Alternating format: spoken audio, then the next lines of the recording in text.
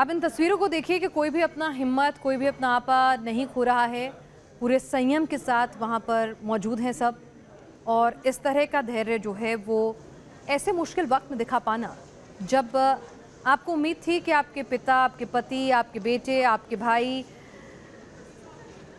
आएंगे घर, और असमय ये कोई वॉर लाइक सिचुएशन नहीं थी। असमय यूँ एक हादसे का शिकार होकर वो तिरंगे में लिपट कर आएंगे, ये आपने सोचा भी नहीं था। कुछ क्षणों में आपकी पूरी ज़िंदगी बदल जाती है, यकीन करना मुश्किल होता है। और अपनों के पार्थिव शरीर को यूँ तिरंगे में लिपटा हुआ देखना कितना मुश्किल होता है।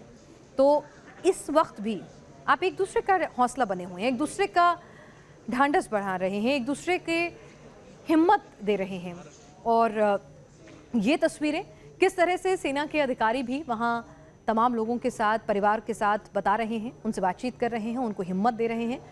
तो ये जज्बा जो होता है वो आप किसी आम इंसान से उम्मीद रखना मुश्किल होता है।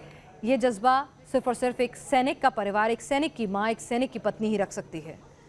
आपने देखा होगा उस छोटी सी बच्ची को जो अपनी माँ के साथ, जितना हम समझ पाए,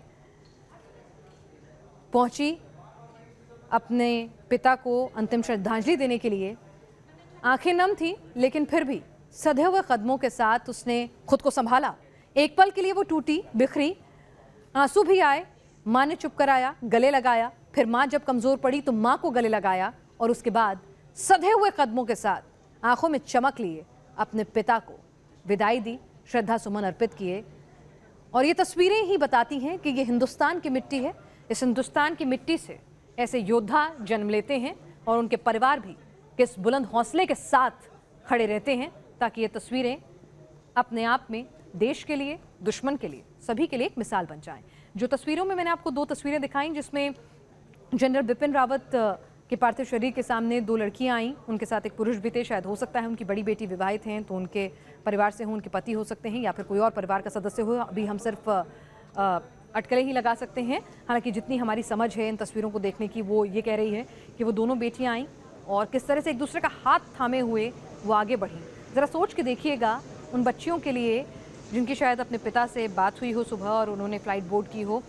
माता और पिता दोनों को एक झटके में खो देना, आपको समझ नहीं आता है कि दुनिया किस तरफ चली गई, अचानक से क्या हो गया आपके साथ। तो दोनों एक दूसरे का हाथ थामे हुए सधे हुए कदमों के साथ आगे बढ़ी, और न सिर्फ आगे बढ़ी बल्कि सभी वहाँ सैनिकों को श्रद्धांजलि दी।